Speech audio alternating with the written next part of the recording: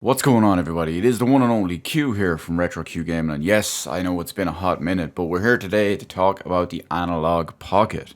Now, I know I've talked about the Analogue Pocket many times before, and you know what? Frankly, for this video, we're not even going to get into the whole big thing and basically everything it can do and all, but what we are going to talk about is how much the new latest update from just a few weeks ago is a complete game changer. And I mean that in the sense of it's bringing it close, because we're not just there yet, to what was originally promised from the device. Now, what am I talking about? Well, on July 29th, they went live with a new beta update. It is the new update to the Analogue OS, which is on the new Analogue Pocket. Now, like I said, it's only the beta version. This one released at the end of July, but just as a comparison, this update was promised to us back in January. And when I say promised to us back in January, it wasn't announced in January. It was designed to be released in January. So the fact that we've waited all these extra months and not gotten everything that was even promised in it, and only the stuff that we did get is in beta form, well, it's a little bit disheartening. Not to mention with the whole situation about analog products, especially Analogue Pocket. But I got in on launch day for my pre-order, and I've had it for months at this point. Hell, since last year. But yeah, you get the idea. It's just this update is something I want to talk about. Now, I'm not going to get into the whole set and the whole features in here as well, because as I'm sure you already know, the key draw for the original idea of the Analogue Pocket was to be able to use the FPGA to play your cartridge-based systems. That way, it's perfect emulation. And I don't even want to say emulation, but it's perfectly replicated like it would be on original hardware. And there's benefits like the screen and blah, blah, blah, yada, yada, yada. But the big thing that was included with these updates, that's the absolute game changer, is the proper unlocking of the second core. That's right, there's two FPGAs, they're both different ones, in the Analogue Pocket. And the second one has now been opened for dev capabilities. This includes many things like creating your own games from scratch and all of that as well. But where it's really found its mark and it's really hit its stride practically instantly, mind you. I believe it was like the day after, if not the same day of. But the big thing is that people have been porting cores over to the second FPGA, the open FPGA it's called. And what do I mean by they're porting over extra cores? Well, it's essentially allowing the loading of ROMs and including emulators for other platforms in essence, basically. That's what it is. And honestly, it's a game changer in just its base form like this. It's just a game changer. It's crazy. I currently have the majority of what's available on there. So far, from what as of the time of recording this video, you can get Game Boy, Game Boy Color, Game Boy Advance, Sega Master System, Sega Game Gear, and Sega SG-1000, as well as a Neo Geo version. Now, all of these are version 1.0, except for Neo Geo, which is currently on version 0.6. I'm personally waiting on the Neo Geo one to hit 1.0 to get everything refined.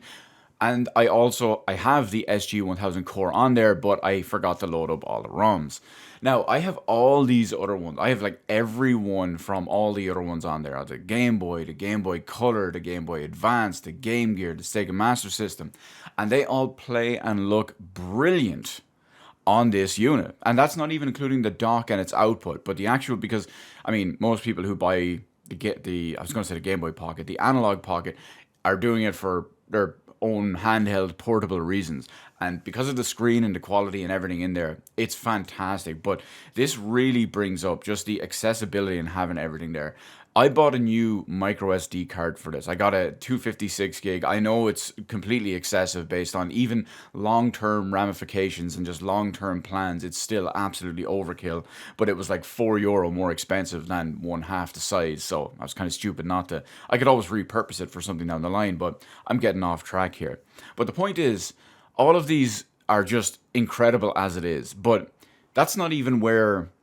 Because, oh, by the way, they've now added the memories feature, which is your save states. Now, the great thing about this is that obviously it saves your state, which is especially handy if, one, your game doesn't have a proper save point or whatever, you're not anywhere near it and blah, blah, blah.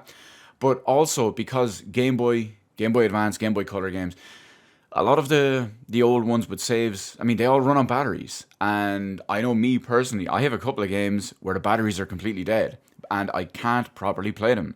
But now I can. There's still one or two things that aren't fully ready. For example, the likes of it's something that they don't know if they can even ever fix based on how the hardware works.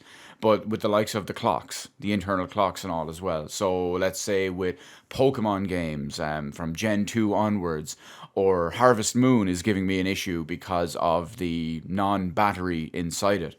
But you get the idea. This allows you to save and continue and play these games long term without having to replace the battery, something you may not be able to do, something you may not feel confident to do, or whatever it is. So that's a great feature in there. Currently, there's 128 slots available for cartridges, and then when you go into each individual emulated core, there's actually 128 separate ones per core as well. So that comes in very handy in the sense that you will pretty much never, or well, I would be very surprised if anyone ever hit the cap on all of those. I mean, if you use just one per game, you can just delete your other ones as you go. But if you just use one per game, yeah, that's 128 games right there. So I mean, that says it all, really. But back to the main premise I was going to talk about with this is not only how great it is to have all of these in their own form, but if you look at the Analog Pocket, it's got 4 regular face buttons, 2 shoulder buttons, a start and select, and then various other buttons like, say, your power button, your volume button, your Analogue OS button, all of that stuff. Let's not worry about the extra buttons and all for the moment. But when you look at those buttons, there's basically 6 main buttons and 2 additional ones, start and select, to play with. Now, let's take a look, shall we? Let's go and think. First off, we already have a home console or two on there already with the Sega Master System. But let's think a little bit more forward. The NES only had 2 face buttons and 2 additional buttons, A, B, start and select. So once that's converted over, once some hero has converted over their own version of the NES core onto the Analog Pocket, that gives you a whole perfect library right there. But it gets that one. It's about to get that one little step better. Actually, it's about to get 3 little steps better, because based on the amount of buttons and the stuff that's in progress and the power of the core and all as well, the real deal for everybody, myself included, is going to be the SNES core.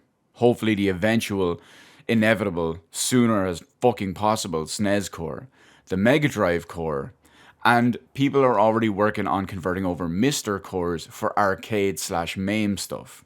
So imagine that. I have 60 something gigabytes of arcade games alone. Good thing I got that big card, I guess. But to be able to play in their proper quality all the Super Nintendo, the Mega Drive, and then we'll throw in the arcade stuff. Hell, as much as I have an aversion to the NES, as everybody should probably already know, I would even consider using this to give me a proper foray and a proper way to attempt to play all these games. I have them all, but using this, it would give me a possible better option. Maybe, because of the screen. We'll see. We'll see. We don't know how it's going just yet, but only time will tell. But let me tell you this. Unlike the Switch, which is garbage in practically every way, the Pocket is not. It's only going to get better thanks to both the eventual full versions of the updates, not just the betas and all the additional features being added, but the community as well, with what they're doing with the likes of the Open FPGA, the cores, and all of that. Hell, someone even compiled a single zip file of all the library features. Basically, what it does is you just it's essentially game art and descriptions and whatnot. You just load them onto the SD card, and then when you boot up a game, you get a proper screenshot or a proper whatever it is for it, a title screen, box art, anything like that, to let you know what it is and what it's playing. And you get the idea. It's the little touches. It makes it more fleshed out and feel more complete and more, I don't even know what the word is, more premium, more bespoke. I hate that word because just game bloggers use it all the time. But you get the idea. And the idea of the SNES, my personal favorite console of all time, as well as the likes of the Mega Drive and the arcade stuff all at once, that's something special. Anyway, we'll wait and see how it goes, because all of this stuff is currently unfolding day by day and getting updated day by day. But in the meantime, and in between time, I am sitting waited with bated breath, and oh my god, it's killing me to wait. SNES Core, wherefore art thou?